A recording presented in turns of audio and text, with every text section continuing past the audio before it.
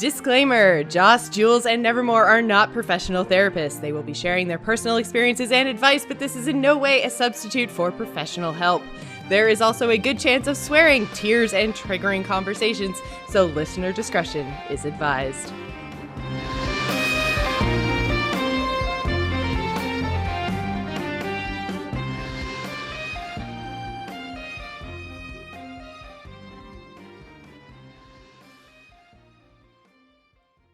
Hello, everyone, and welcome to Slaying Demons, a podcast about facing your fears in life and being the best version of yourself. I am your host, Jocelyn, and joining me this week are my extraordinarily festive co-hosts, Jules and Nevermore. Hello, ladies.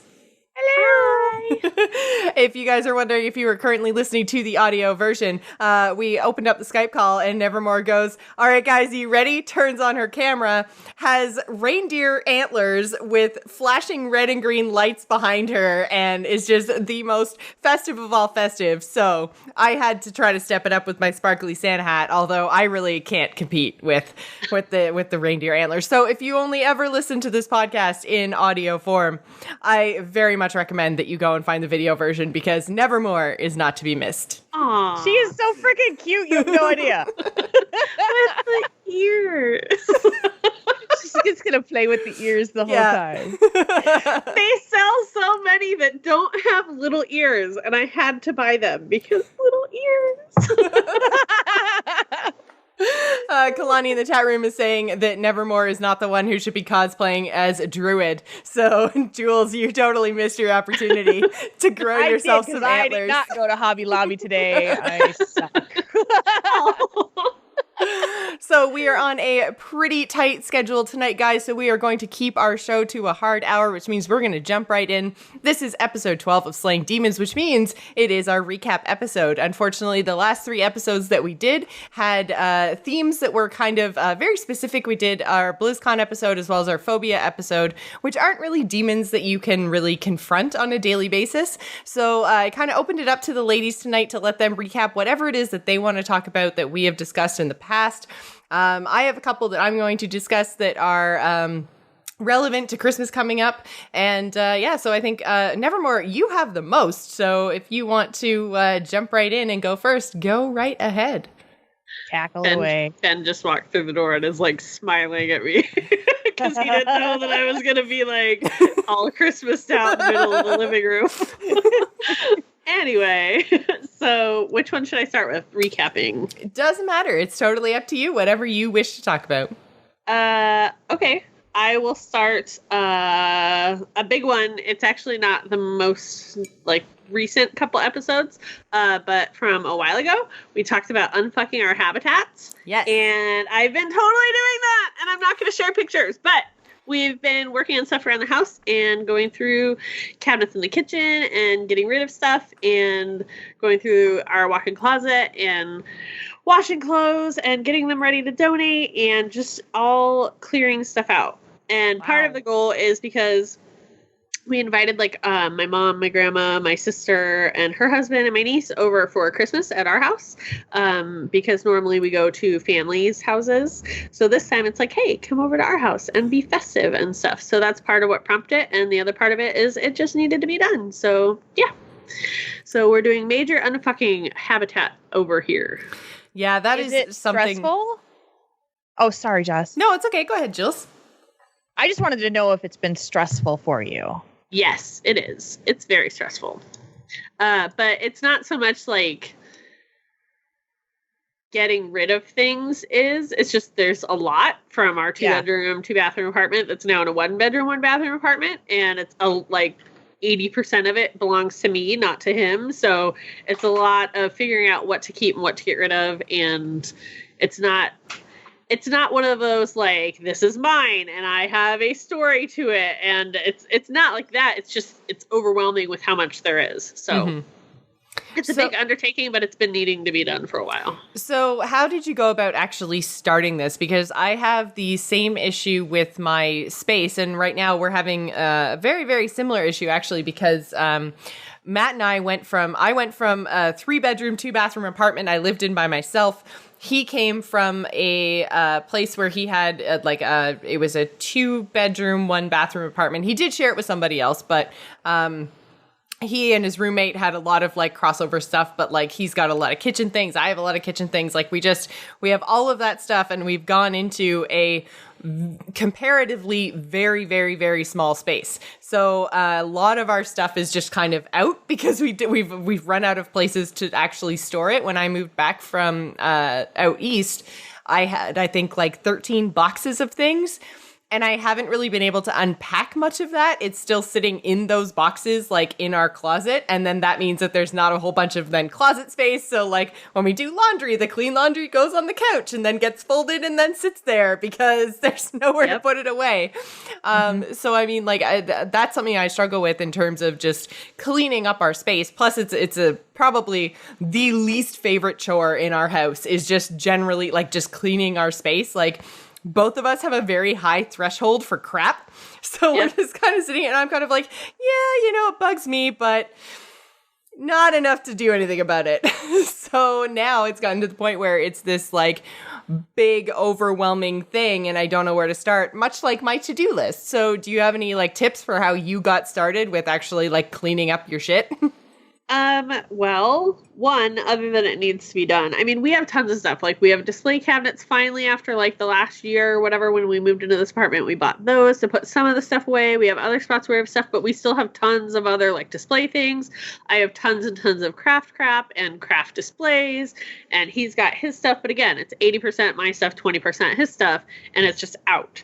And, I mean, and a lot of it is frustration, I don't want it to be here. He doesn't want it to be here. So it's a lot of communication between the both of us. And yeah, it's hard conversations to have.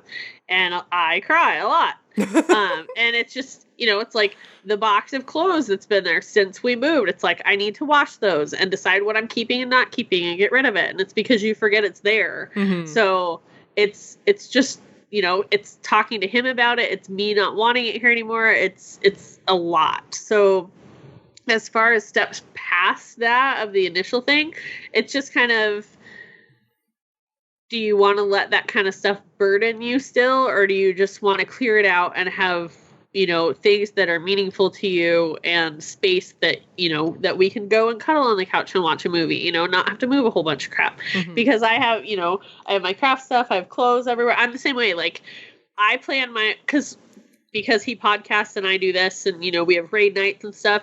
Timing to do those things, there's slim windows other than weekends if we don't have plans. Mm-hmm. So a lot of the time it's like he'll be home working and then do his laundry and get it put away or whatever. I'll go do my laundry and it stays in the dryer. Same like how you use like leave it on the chair or whatever. I leave mine in the dryer and it's just there. I go grab my work shirt and my work pants, which is all just comfy stuff, toss that on, go, get dressed, go, So it's making those choices of trying to get rid of it. And it's going to be a long while. I have the deadline of Christmas, but it's going to take a little while. It's not going to get done, in a day. So when you actually did start to make the change in your life, was it like, did you go and specifically say, okay, today we're going to do all the dishes and just decide what dishes we're keeping and what we're getting rid of? And then like day 2, we're going to tackle this corner of the living room. Or did you just kind of say, do it all? And, did you have like a set of steps that you went through, or did you just try to tackle it all at once?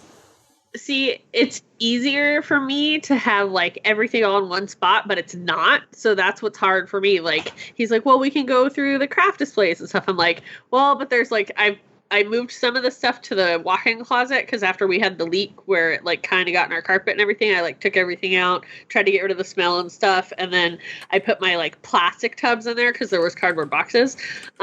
So like I tried to put all my craft con supply stuff in there. And so part of my displays are in there, part of them aren't. But I have to be looking at everything to be like, okay, I need this, I don't need this, I need this, I don't need this. That's me though. So it's been a lot of, I want to do it like area by area, but it's little by little that I'm doing different areas for me, just because I can't tackle one spot without seeing everything for that one spot. It's just how my brain works. So for right now, I'm doing little by little. It's so funny because that's how I clean. Like when I'm cleaning, I'll be like in the living room and I'll be putting something away and I bring it to the bedroom and I'm like, oh, bedroom, blah, blah, blah, blah, blah. And then I start doing stuff there. It's that squirrel mentality where you're just like, so I totally relate to that. Absolutely. So, So, Jules, Yes. do you have any updates that you'd like to give everybody? Well, we have all, I think, listed on our list of things to talk about is weight loss and exercise. And so I will tackle the exercise part, where after BlizzCon, and I realize this now because I just went through something similar with, we just had a meetup in town here in Minnesota. And I realized that my introvertness was very strong in terms of after The everything introvert was over. is strong in this one. It was really like I felt Can like we that make that a shirt? meetup, right? I just need that shirt. But my energy was just sapped from talking to people and spending time with people all weekend and just kind of like giving all of my energy.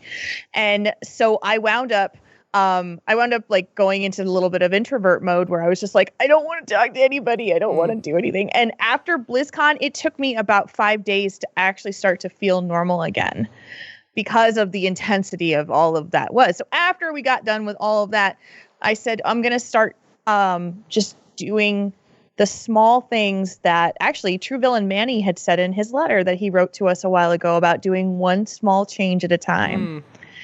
So I said, well, my small change one at a time is going to be exercise. And I'm going to just start the habit, build the habit. And so I gave myself a goal and said, you're going to go to the gym at your apartment complex 5 days a week. And just instead of like sitting in front of your computer and watching something on Netflix, you're going to watch something on the treadmill. I love that your one small change at a time is going to the gym 5 days a week. Jocelyn and I are trying to do We're like, cute what? things, and we're like, baby steps. And Jules is like, jumping from step to step. Yeah. But you know what? For me, it doesn't feel like a whole lot for me because I'm replacing one thing with another. You're still watching your show. You're just doing it in more of an active way. You're, the same as like if you were just walking on the spot while you were down in your basement, which is something I probably should do because as a part of my whole weight loss, I started using MyFitnessPal. And I realized that even though I don't carry my phone with me like literally 24/7, it's got a goal on there of like 10,000 steps a day. And there's days where I have like 75. It's like literally like Jocelyn walked upstairs for coffee. Jocelyn walked back downstairs to her desk. Jocelyn walked upstairs to her coffee, went back to her desk, and then went back to bed. Like that's as much as I walked during the day. And I was kind of like, whoa. It's kind of eye-opening, isn't it? When you see like that, beyond 1,000, below 1,000 steps a day, and you're like, I am a lazy slug. Yep. So no wonder I'm getting a gigantic fat ass. It's because I never move it anywhere. And I was like thinking, as you said, that it was going to be one small change, and it wasn't. It's turned into being something that takes a lot of effort every day. To make sure that I fit it into my schedule, that I go and do it when I'm tired, when I don't feel like it, when I'm busy, and so far I've held on to the goal. I've really followed it. And like, I'm about to go visit my parents in New Jersey for the weekend. And I made the effort to ask my dad, in your housing complex, am I able to go to the gym? And he was like, yeah, definitely. So like, I'm making those plans to try and stay on the goal that I set for myself. So that's awesome. So that part has been really good because I really want to get an Apple Watch. I really, really do. And it's pretty expensive. Does he know you want one? I know, right? God damn it, Santa, you better be listening to me every night when I pray. But I just, right now finances are super tight and I don't have, it's just like, I really want to prove to myself that I'm going to use it for this purpose. Yeah, so I almost bought the bracelet kind for Black Friday. Yeah. I was so tempted, even though it's the older ones for Fitbit. And I was just like, I can't justify it if I'm just going to not use it like the other one. But the other one, like, I bought it to try it, but I should have just done the bracelet one. I regret not doing that because it's like, I feel like it's more of a burden instead of just being able to slap it on and it's on my wrist. So I think the Apple Watch for you would do really well because you're good at like syncing all your stuff and like tracking all the things. So I think it would be good for you. Yeah. As an investment. It is a major right now. It's a very big investment for me, just to make, because I'm right now just making ends meet barely. And so that was the thing I wanted to do for myself. The thing that is weird and that I haven't quite wrapped my head around is that in 3.5 weeks of walking 40 minutes a day on a treadmill and, breaking a decent sweat and, working it, I haven't lost a single pound, but everyone who I've mentioned it to was like, oh, that's happened to me when I first got started in doing that. I didn't lose any weight either. You just have to start measuring yourself. And I'm like, well, I thought this was going to be different. Yes. I thought the exact same thing when I gave up drinking. I was just like, because I did that for about 3 weeks and I've since fallen off the wagon and I'm not ashamed of that. But I did it for like 3 weeks. And the first 2 weeks, I was really excited because I was down 4 pounds. I'd lost 2 pounds each week. I was really happy. And then I went up 2 pounds the next week. And I was just like, oh my God, like it's the wrong time of year. Like I'm, everywhere I turn, it's like there are family and friends gathering. And I said I wasn't going to drink until Christmas and it was going to be like very, special occasions only. And then it was like every weekend had a special occasion just because it's that time of year. Yep. And I was just like, okay, I picked the wrong time to do this. So, like we went and got the Christmas tree and I had brandy in my eggnog.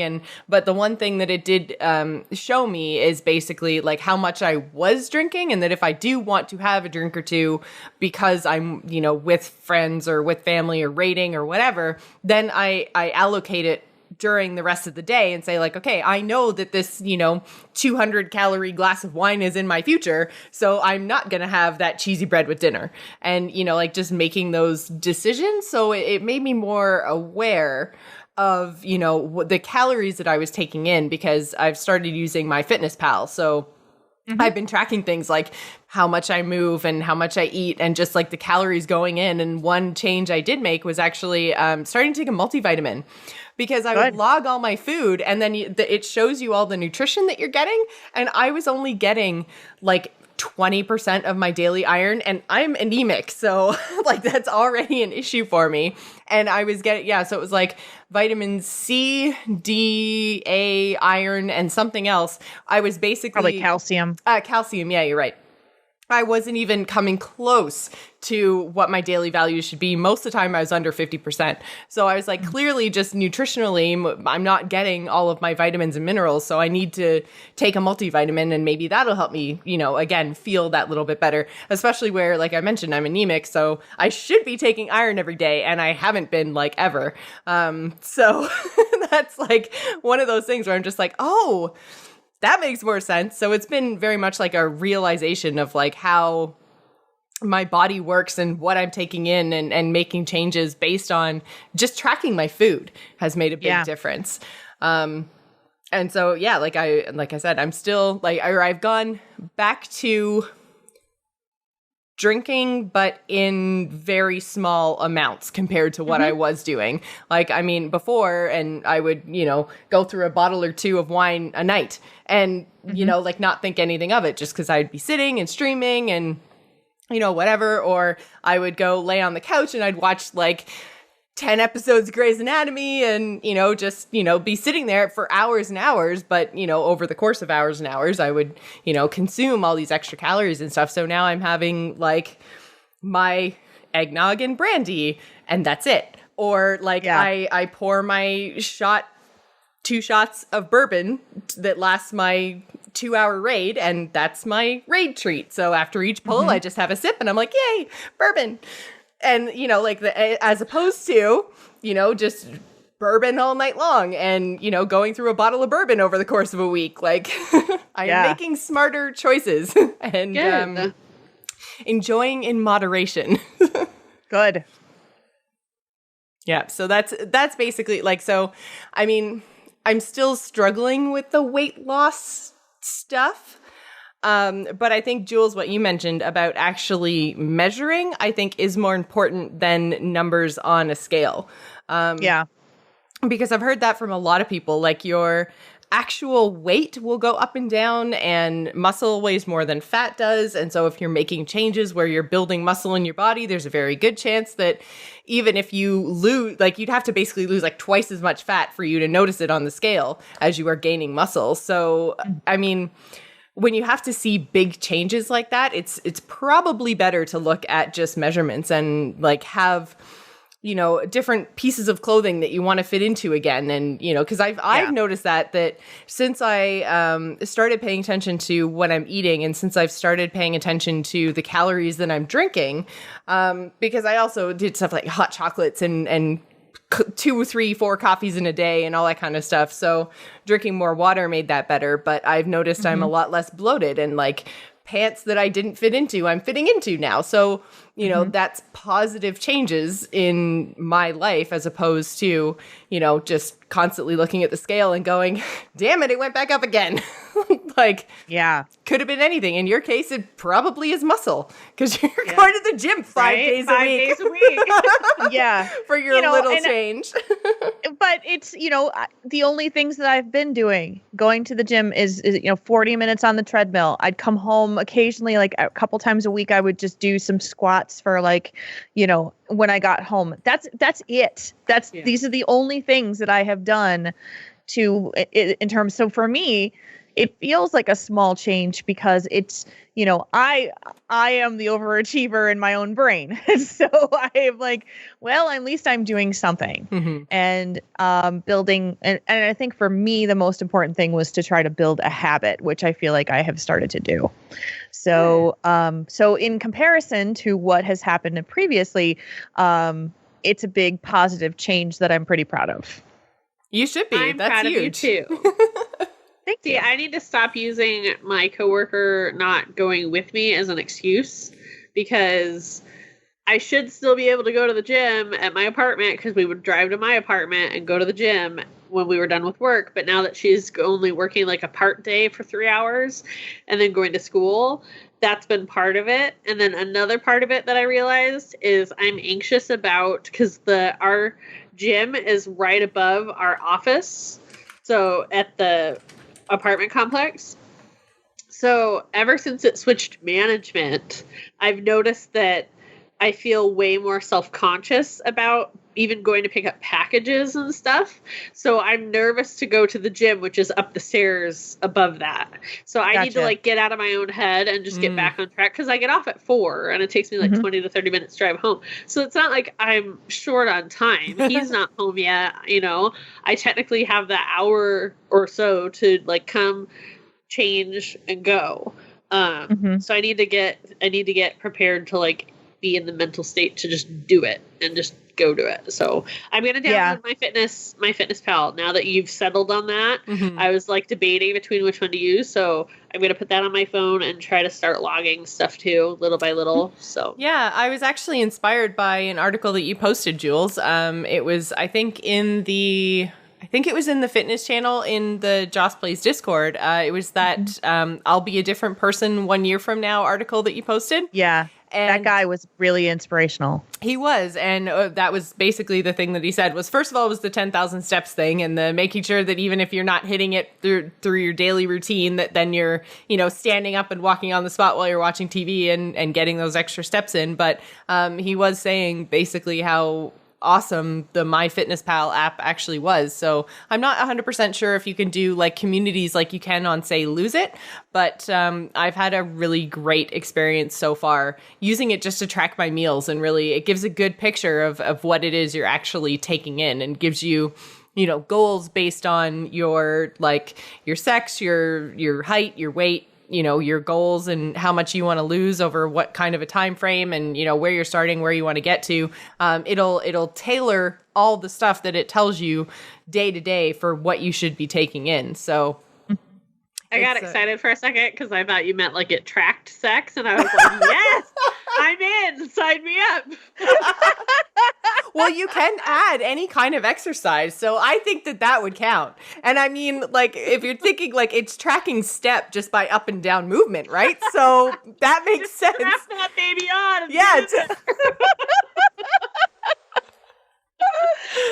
There you go. Girls. There you go. Hell yeah. I love you guys. I know. You've got way too much of an advantage right now. God damn it.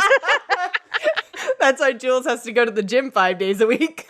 Yeah. Because my bed is empty, so I can't do that. Oh, honey. Speaking of your bed, apparently you've improved your sleep. Yeah, okay, so right before BlizzCon, I decided to take the advice of many people who said you need to try melatonin. And because I was very resistant to trying melatonin because I didn't want to rely on something to help me sleep. I just wanted to be able to sleep, God damn it, It was like, but I was getting to the point where I wanted to not have I wanted to have more than just like a really good sleep once every few months, which is what was happening. So I tried it and expecting that it was going to be really strange. And it was like I was already getting close to being able to shut my brain off. And this just kind of took that to the edge and said, okay, when you wake up, when the cat says he's hungry and wants to wake up at 1 o'clock in the morning, you're not going to fully wake up anymore. You're just going to get up, do your thing, give him a little food, and go back to sleep. And it's just and not spin a billion thoughts in your head about stuff that went on in your day or things you're stressed about or what ifs or what's the future going to look like and all that crap that happens in the middle of the night when I wake up. And it has been really, really good for me. I'm only taking like 5 milligram little chew thing that I got at Walgreens. And it's just enough to take me out of the stress mode into I call it the blanket. It's like this blanket that kind of gets pulled over my brain and just like, sleep now. I wonder if dosage was my problem because I feel like when I took it, it was like, I want to say maybe like 15 milligrams. Like that's a lot. That's sticking in my head. And like I did the same thing that you did is just like get an over the counter sort of a health food vitamin aisle type bottle because it wasn't prescribed or anything, and I figured if it's over the counter it's probably safe for me. It wasn't even in the section where that they close off when the pharmacist isn't there, where all the cold medication and stuff is. But yeah, it was just I think maybe it was just too much because I think it might have even been one of the episodes of Slaying Demons. Did we actually talk about this on the episode?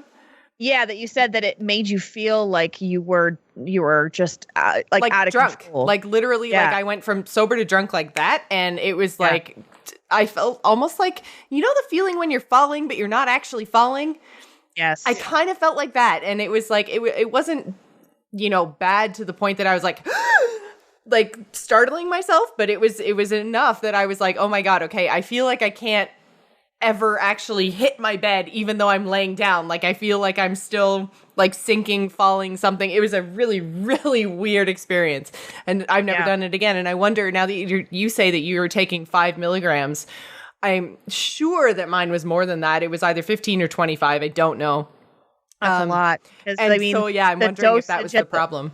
Yeah, the dosages at the Walgreens that I went to, most of them were 10 milligrams, and I picked up the one that was 5 because I wanted to see what the minimum amount would be, and it's enough for me to just, because here's what happens, and I know that it's terrible, and I know that I shouldn't do this, but I will be on a computer screen until it is time for bed.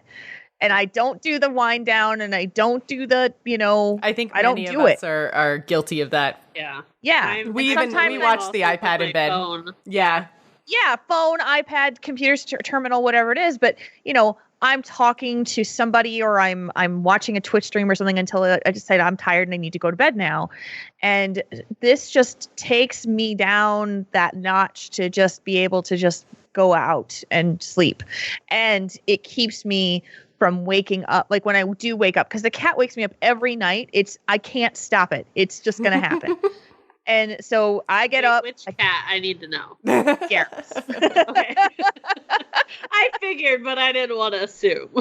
Yeah, he wants to play. And so I get up, I put some food in their dishes, I shut the door, I block the door so they don't scratch the carpet under the door.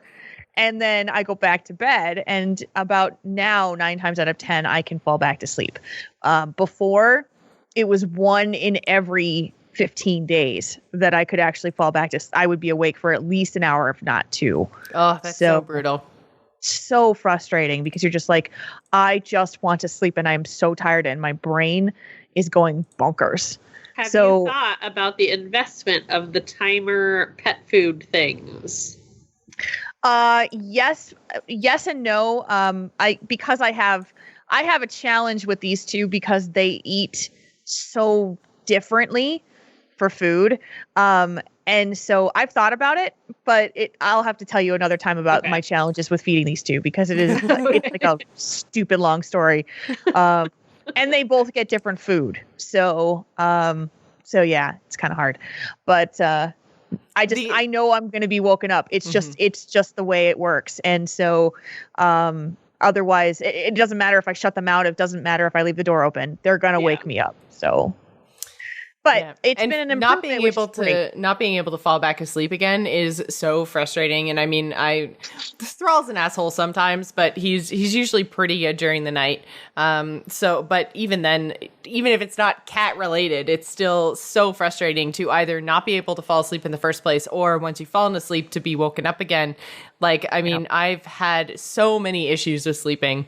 And you've mentioned quite a few different kind of things that you're trying to get around sleep issues. And I know just sleep in general is something that a lot of us struggle with. So I don't know. I'm going to see how all of, the next few weeks / month or two goes. And if my cutting down on drinking, because that was another problem, is like, as soon as I stopped drinking, like I had some withdrawal symptoms. I had, insomnia, which I knew I was going to have insomnia because I often not drank to the point of passing out, but drank to the point of just shutting up my inner monologue because I do a lot of my best thinking right as I'm laying in bed because everything else is quiet, right? So your inner monologue, your brain just runs wild, right? And I always turn to bed and ask him questions and talk to him about stuff because that's when it's all popping into your head. So I'm like, honey, what about this? What do we have going on next week? He's like, stop talking. I'm like, I can't. It's all in my head now. So I understand. Yeah. So,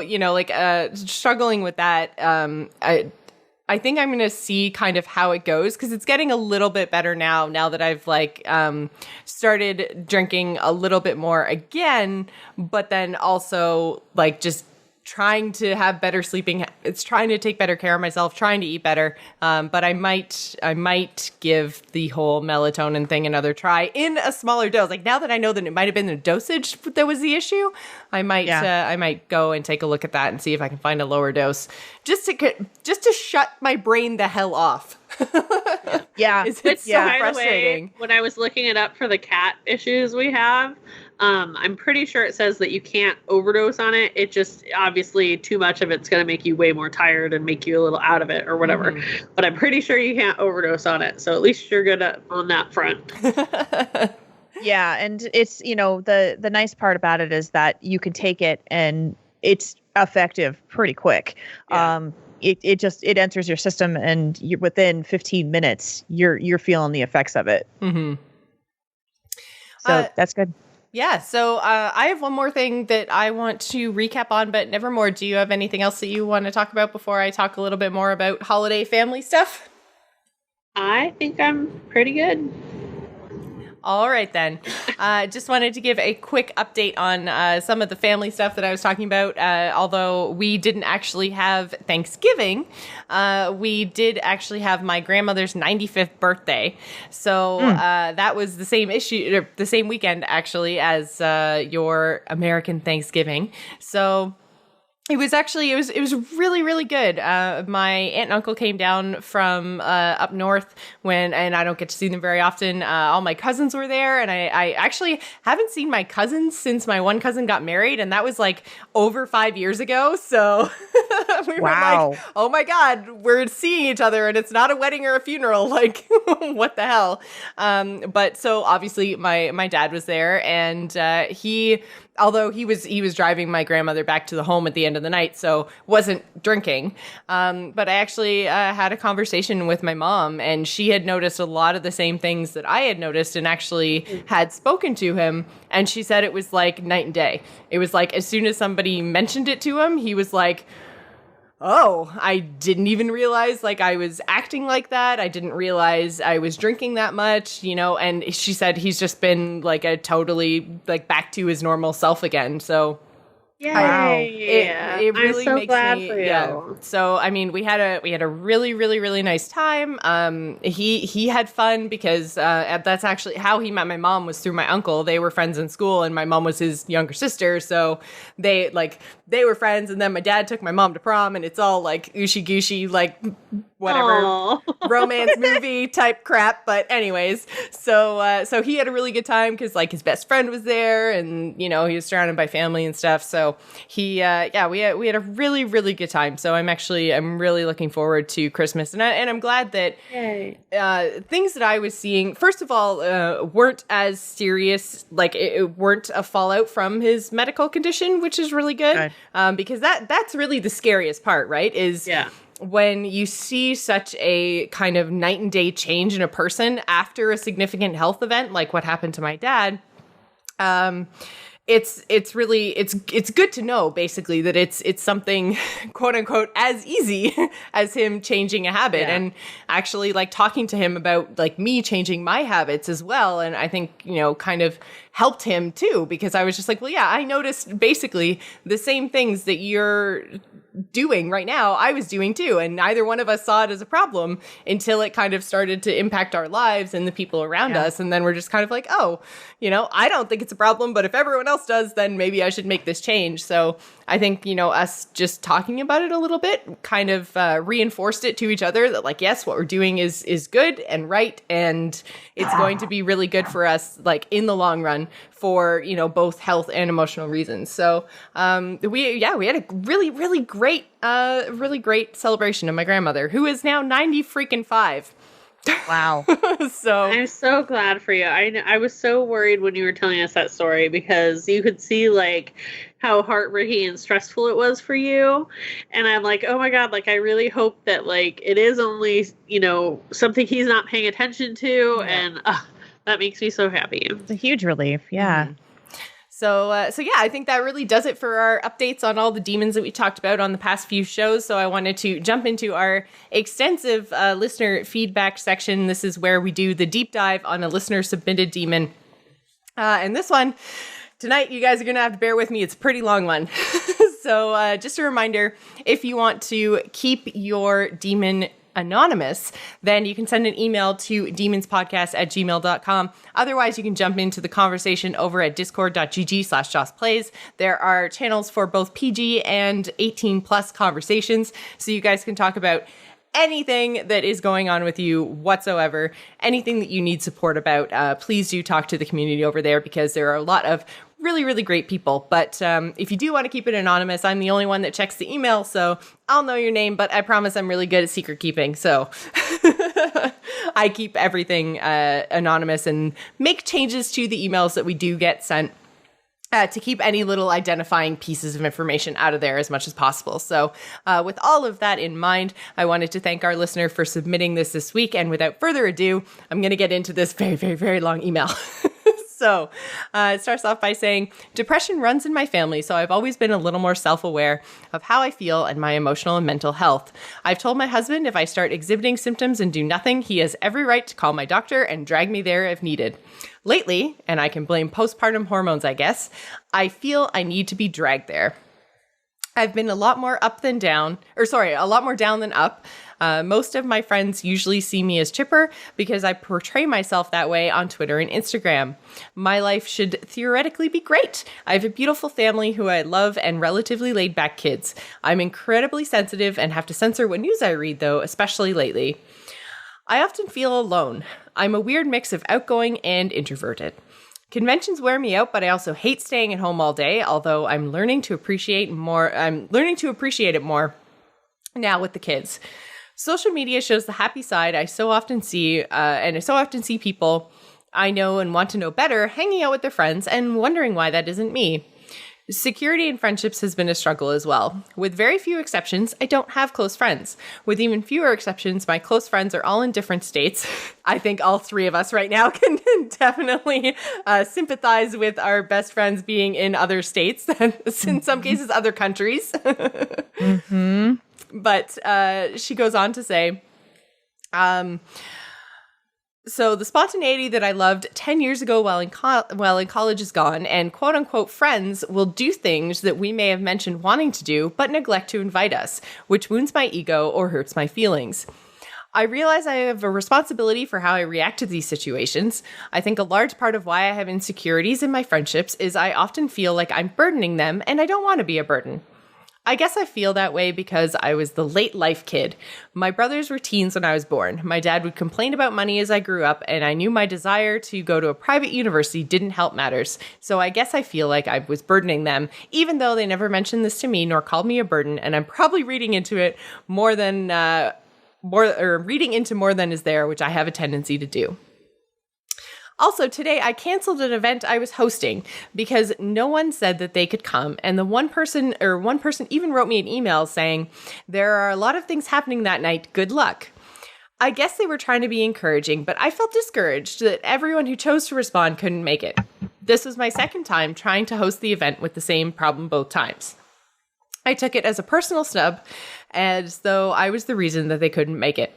The holidays aren't making this feeling much better. This is a time of Christmas parties and gatherings, and I'm feeling utterly left out. It's not a new feeling, but now as a parent, I can't help but think it's a snub against my kids, too. I do not want them struggling with the same social insecurities I have. I want them to have great relationships with friends that they can hang out with and be close to, but I don't really have any friendships for them to emulate. And I think part of me is afraid to seek those friendships because I don't want to be vulnerable and then burned. On a more positive note, my husband has been great helping me through this as much as he can, but let's be fair, he can't actually do that much. I mean, I take responsibility for my emotions and how I handle them, which today has been a lot of crying and avoiding people in my normal circles because I don't want to show how vulnerable I am right now, then have to explain it, and then get pity invites to things. I don't want pity. I want legit, deep friendships. So I think there's a few different demons in this email. It was quite a long email, but I didn't really want to leave any out because I didn't want to basically say that one part was more important than any other, or I didn't want to say like, oh, this demon is nothing. Come on, just get over it. So I didn't want to cut anything out because I think all of this is really important. But I mean, you've got postpartum depression issues, you've got burden and trust issues with friends and not being able to tell who your true friends are and not being able to let people in. And then on top of all of that, you've got what you admitted there as well about how you're reading a little bit too much into this and taking things personally when they're probably not personal. So I think there's quite a few different demons that you're going to have to deal with here. Mm-hmm. Sorry, I had to take a breath. It's a lot of talking, a lot of reading. A lot of talking, a lot of reading, and a lot of stuff here. Yes.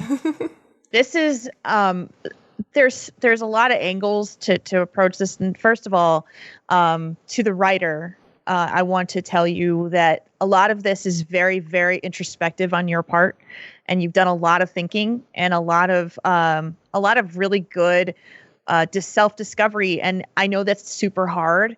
So I wanted to give you a ton of credit for recognizing some of the things that you're going through, because that's probably the hardest part, is just like throwing yourself up against the wall and saying, well, why am I like this? Or why is this happening?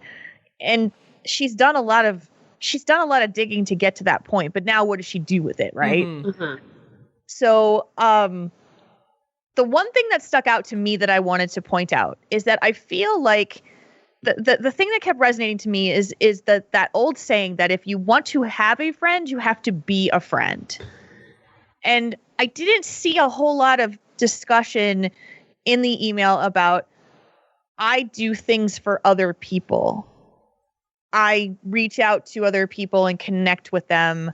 The only thing that has been mentioned in that respect is creating an event that she's hoping people will come to, and then they don't now twice in a row. I think that's a strong indicator, because I know, and I'm not trying to criticize her at any way. It's just that I know that when there are people who are uncomfortable with other people, they don't know how to verbalize, that the friendship may be one-sided, or that they feel like that there is no foundation to the friendship, because maybe she's stuck in her own head a little bit and not really open to having a friend conversation. When the three of us talk, when Jocelyn and Nevermore and I talk, it's, everybody plays a role. We've all played the, oh my God, I need help role. And we've all played the, I'm going to help you role. Mm-hmm. Right. And so, but nobody in the trio of us is like, it's not, there's no imbalance there. There's no, one-sidedness to the conversation. Two of us would walk through fire for the other one. Mm-hmm. Oh, I have my little mental image thing. Okay, ready? Okay. So we're I love when she does this. She's like a savant. So Jules needs help now. Oh, it's turning all the attentions on Jules now. Oh, it's turning all the attentions on me, but we're all focused on the other. But it also has the time where it balances and we're not all paying attention to one side. It's not tipped all the way one way. Yeah. It's like three-sided triangle seesaw, guys. But that there are you're so funny. That there are people out there that are, in those relationships where it just feels like every time I talk to her, I don't feel like there's a give and take there. Is that you, writer? Is that you? Because I would ask that question of yourself to, you have, and the answer could be no, because you need help to get to that point, to feel like you can be there for somebody else. And if you're not okay, it's so hard to be there for somebody else when your brain is shit, Yes, very much so. And while you were reading that, I'm like, this must be how the people who tell us when they listen to us, they're like, oh my God, are you viewing my life? This is very, very similar to me. The friend stuff that's going on, a few episodes ago, I was talking about struggling with that and everything. Mm-hmm. Still am. One of the people that I was referencing, there's invites for things and we're not able to make it due to the holidays and having other plans and stuff. And it's a yearly thing that we get invited and can't go. And there's other things that we've been invited to throughout the year that we can't go. And it was kind of thrown back in my face of, well, you don't always come anyway. And I'm just like, okay. Thank you.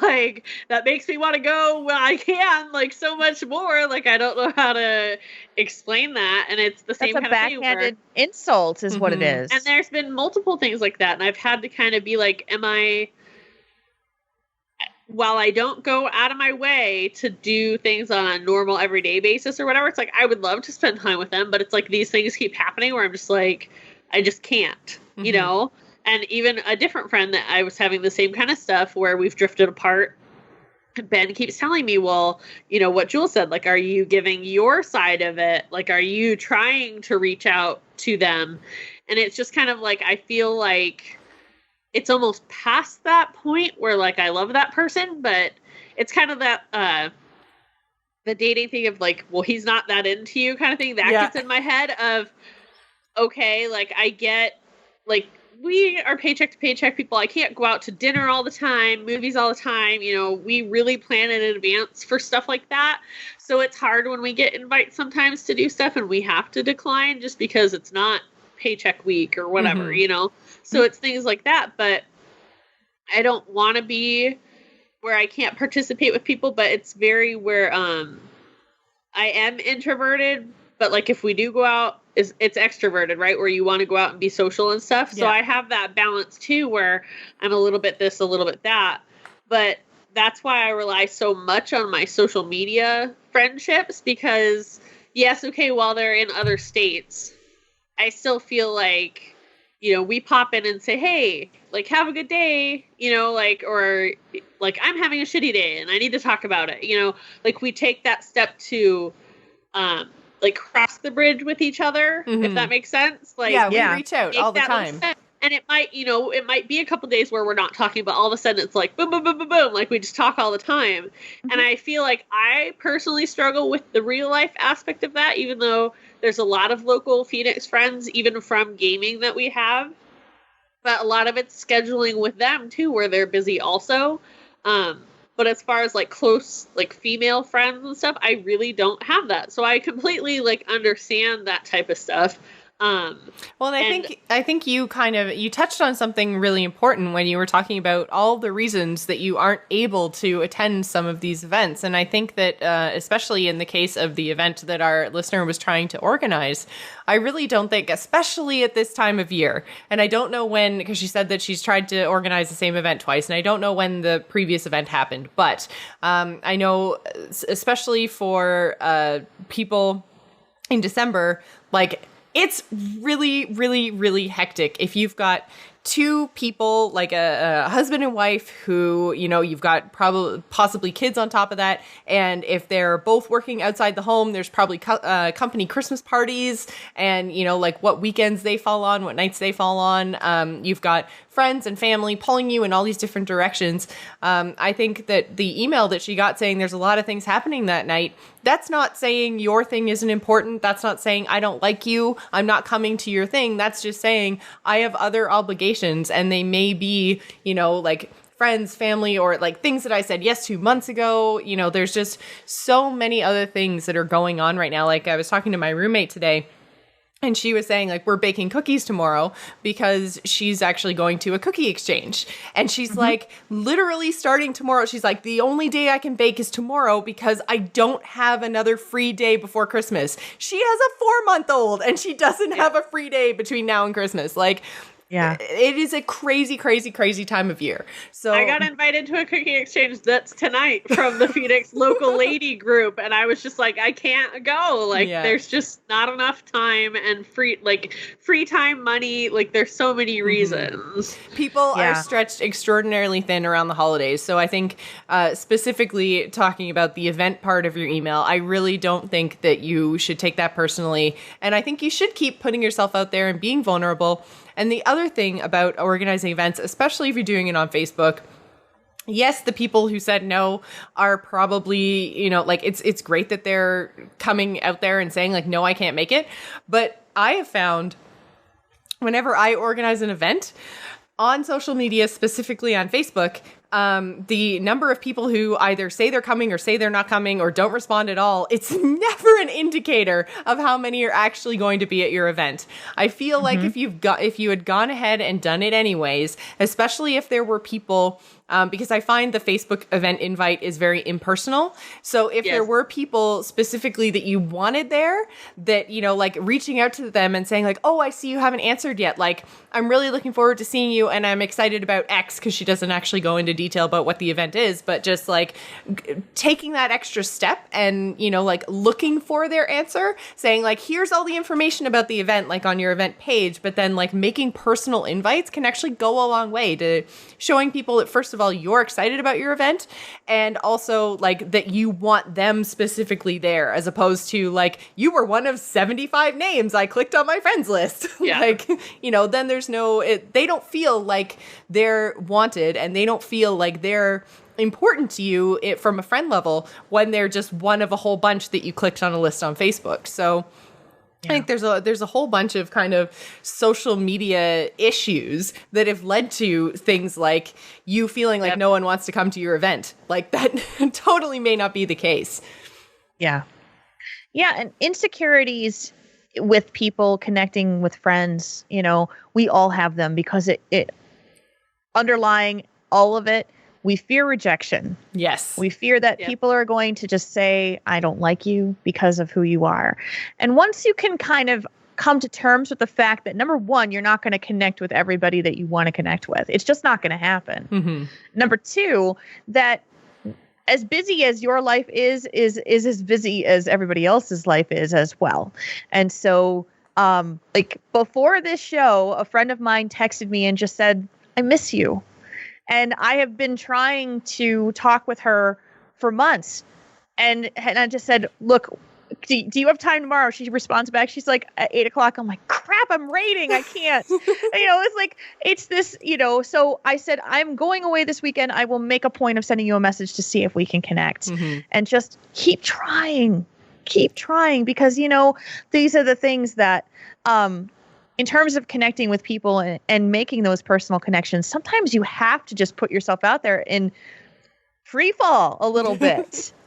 And just say, Nevermore, I want to take you out to lunch. Are you able to come out to lunch with me?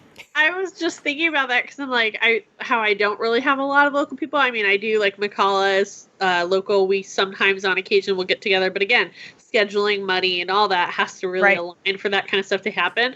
But I'm just like, other than like a couple people, there's not really a lot of ladies nearby that like I would go do that with. So I'm like, I wish you guys were closer. Like we would totally go to happy hour or just go spend time together or go to the gym or something. I'm like, I don't know. Yeah, because we built that relationship, right? Yeah, we built that relationship. How often she's able to, get away from home and kids and stuff just for a night and everything.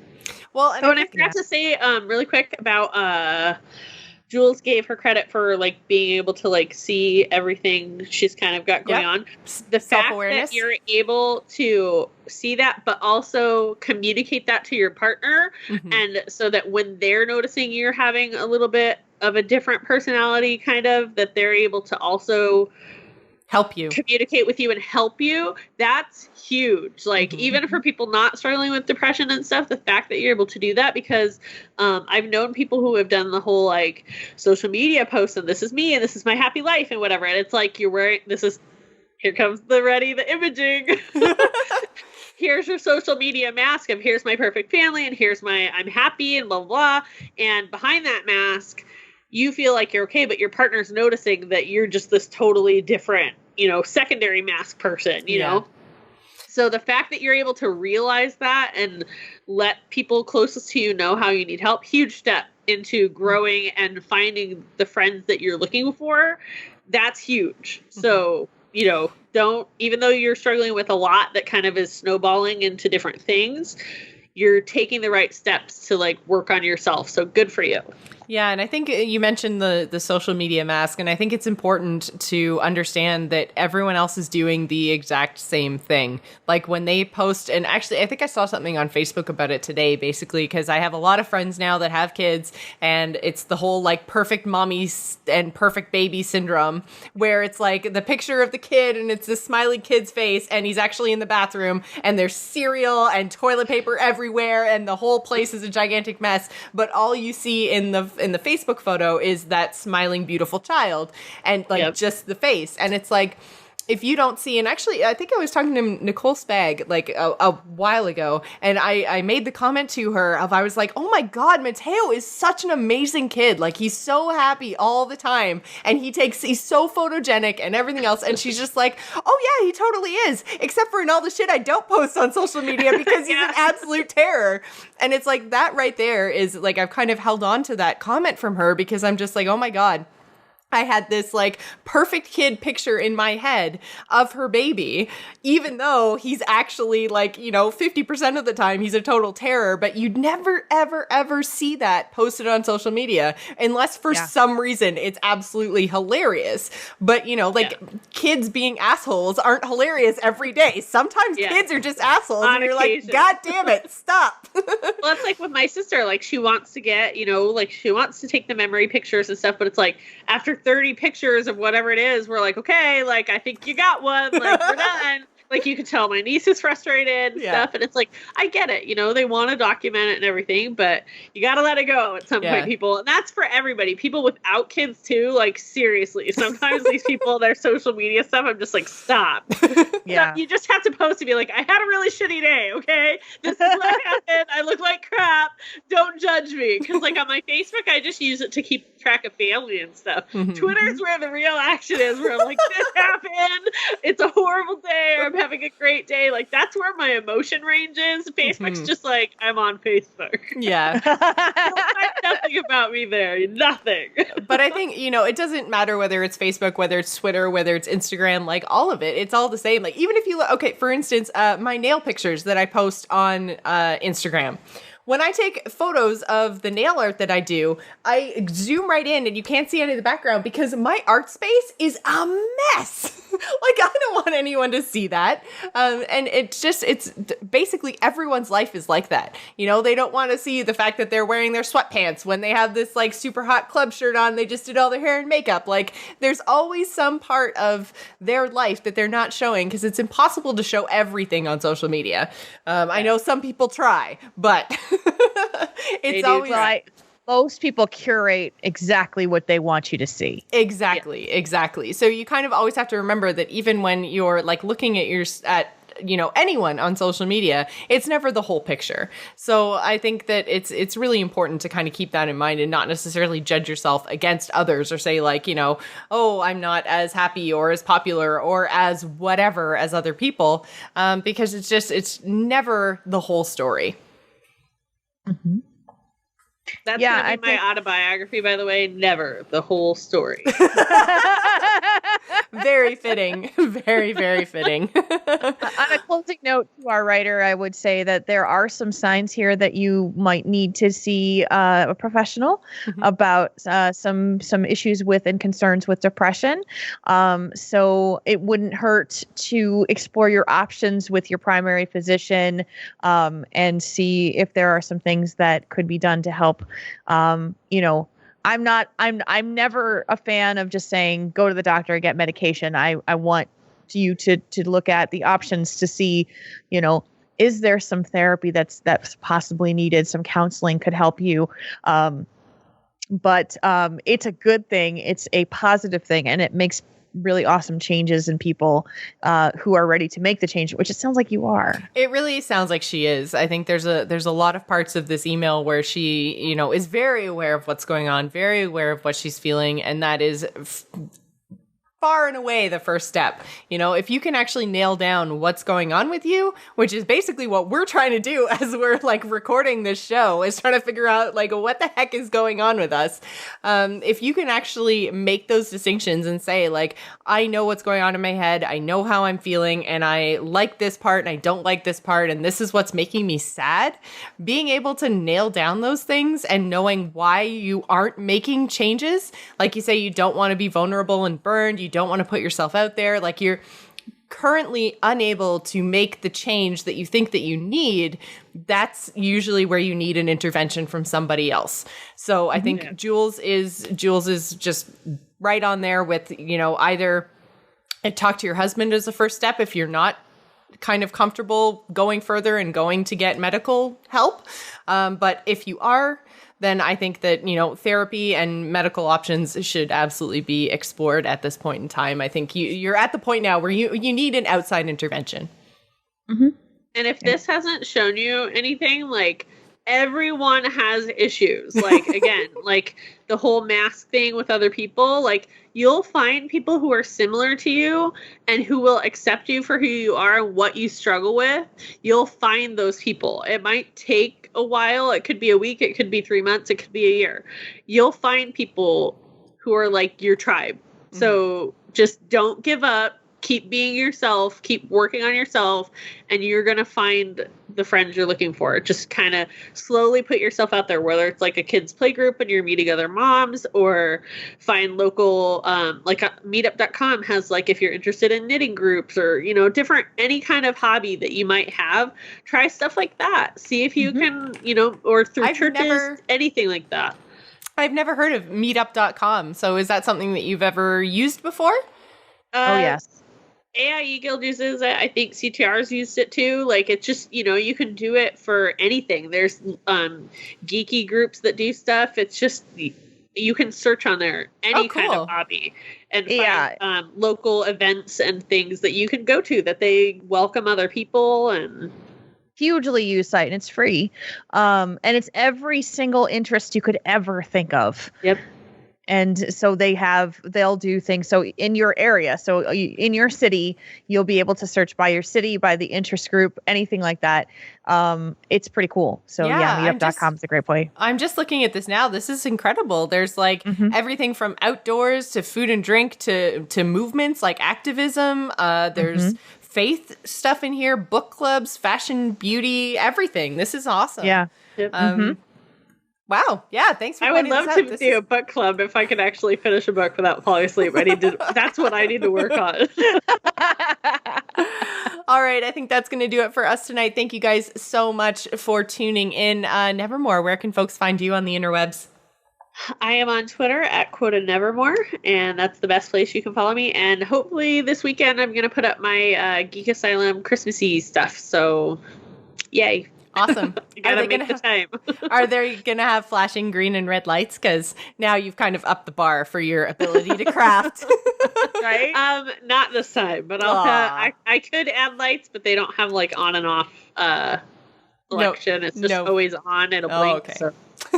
Fair enough. Jules, where can folks find you? You can find me on Twitter at JulesRPG, and you can find the other show that I do, which is called Tauren Think Tank. It is a podcast about gaming advice and personal growth as well. People talk about their own needs for advice about everything from social anxiety to friendships, kind of similar to what we do on this show, but focusing a little bit more about the gaming universe. So and that is on at Tauren Think Tank on Twitter. TaurenThinkTank.com is our website, and you can check it all out there. Jules is also a fantastic life coach. So if you guys want to hire her for her services, please do so, because I know she brings a brightness to my life that wouldn't be there otherwise. So I highly recommend her services. And I believe that's Jules at TaurenThinkTank.com. That is correct. Thank you very much. Yes! Nailed it. Yes. You can find me on Twitter and Twitch. I am at Joss Plays. You can also follow the show at Demons Podcast on Twitter. You can find episodes of this show and links to everything over at jossplays.com. Thanks for tuning in, guys. Unfortunately, and I forgot to mention this off the top of the show, but we won't actually see you next week. Slaying Demons is going on a very short hiatus for the holiday season. We will be back with another episode on January... now I'm totally blanking. 3rd? 6th? I think it's the 3rd, right? The 3rd, yes. We will be back. We will be back recording our episode number 13 on January 3rd. Possibly talking maybe some, I don't know, New Year's resolutions. Seems appropriate. Sounds appropriate to me. But yeah, so we are taking a little bit of a break on Slaying Demons. So we're taking a few weeks off for the holiday season. Thank you guys so much for listening. We will see you on January 3rd. Bye, everybody. Bye. Happy holidays.